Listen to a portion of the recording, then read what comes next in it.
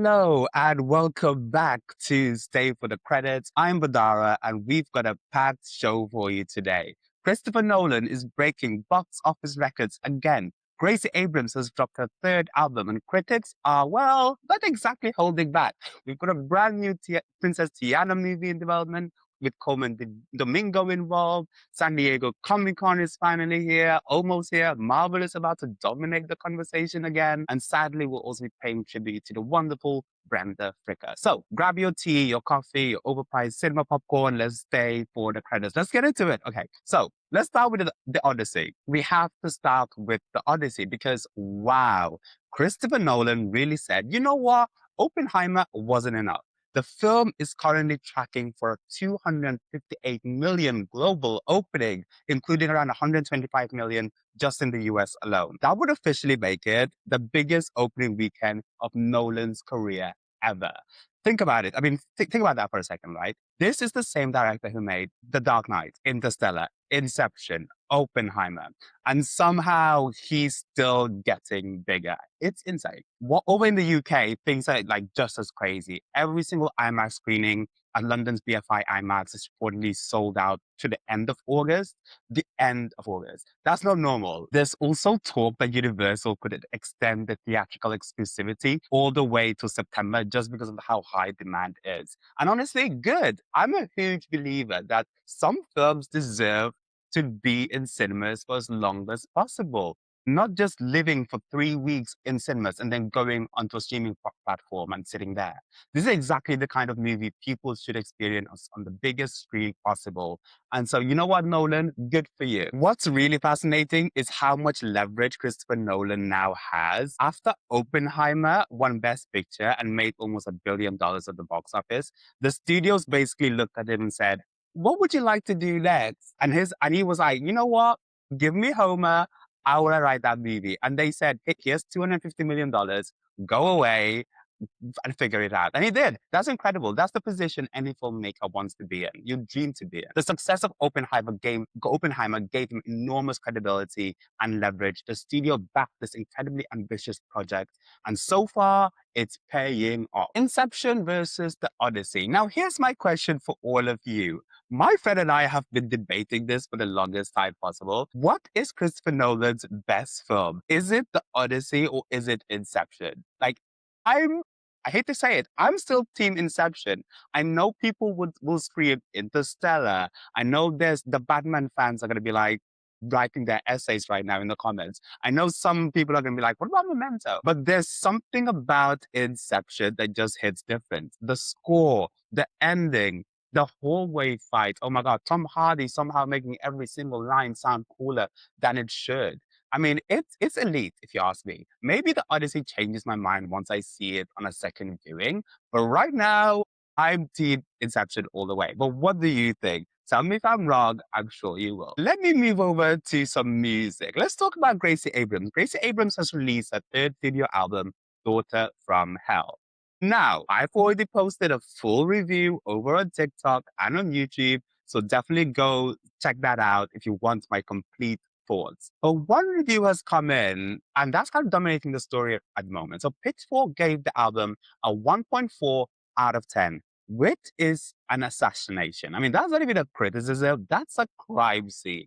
Meanwhile, listeners clearly don't care that much. I mean, it got, I think, 17 million listens on Spotify in its first day, proving once again that sometimes critics and audiences perhaps aren't as aligned as we would like to see. My thoughts, for me at least, the biggest issue wasn't necessarily the production. It wasn't the vocals. It wasn't even the concepts of the album.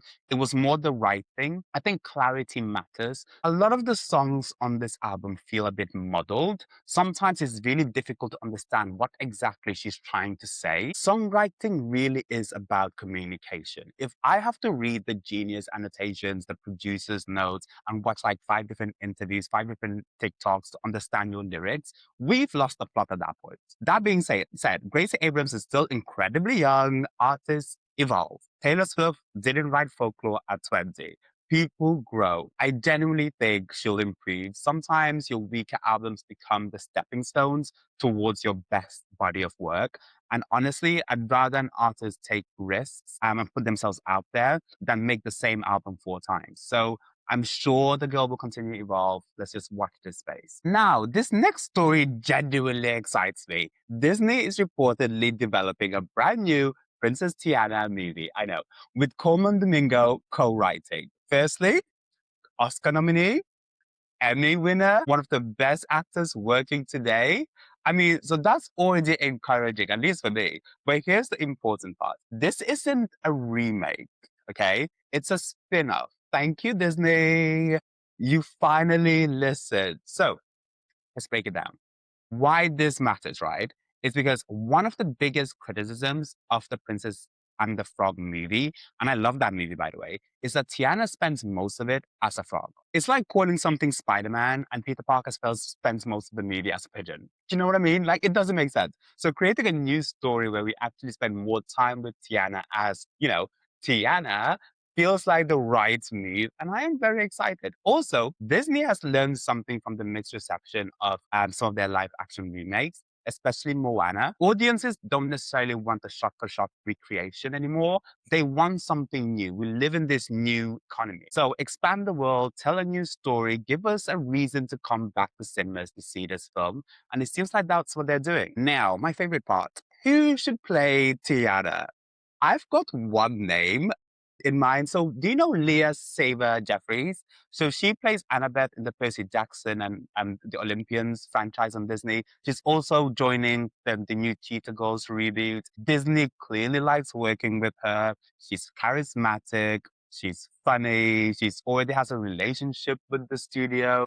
I think she'd be a really interesting choice. I mean, we'll see. But what do you think? Who do you want to see play Princess Tiana? Do you have anyone in mind? San Diego Comic-Con is finally here. So yes, the big event obviously is Marvel Studios. Everyone expects major updates on Avengers Doomsday. There's also speculation that the trailer will finally be released this coming weekend. Please, I'm so tired of seeing like leaked images online. Let's give us the trailer. Let's go. It's time. Give us the real thing. I'm excited. By the way, apparently tickets go on sale for Infinity Vision premium screenings of Doomsday.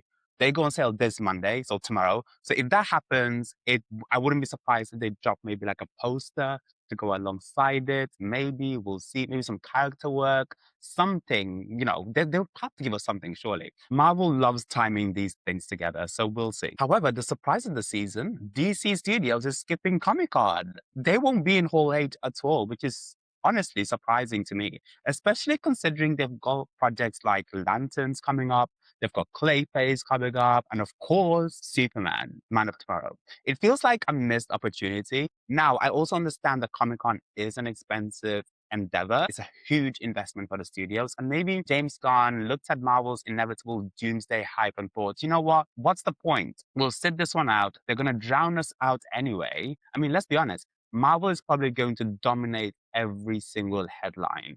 So what's the point of still going ahead with it? I would have loved to hear more about Lanterns. That's probably my most anticipated DC project after Superman.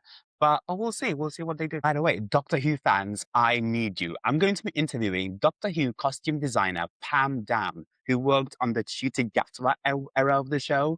So if you've got any questions about costume design, Doctor Who, working with Russell T Davies, or how these incredible outfits actually came together, or anything about her career so far, please leave your questions in the comments and I'll pick some of the best ones and ask her during the interview. So yeah, really looking forward to that. Get creative, ask any question you want. Yeah, before we go, I just wanted to say RIP to Brenda Fricker. I just want to leave on that note. So yeah, really sad news.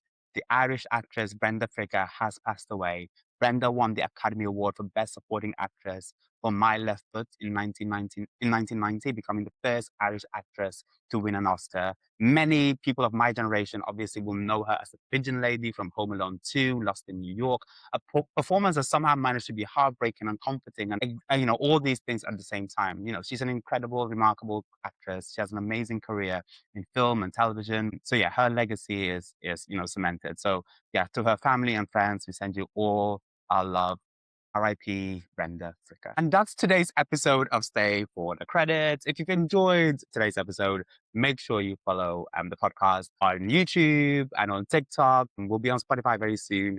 But yeah, and share it with anyone that you know is obsessed with film, TV, movies, etc. Let me know your thoughts in the comments on is the Odyssey or the Christopher Nolan's masterpiece, or is Inception still untouchable? And were critics too harsh on Gracie Abrams? Who should play Princess Tiana? Please let me know, I'm curious. And what are you hoping to see from Marvel at Comic-Con? I've been Badara. Thank you so much for listening. Oh, and as always, stay for the credits. Bye.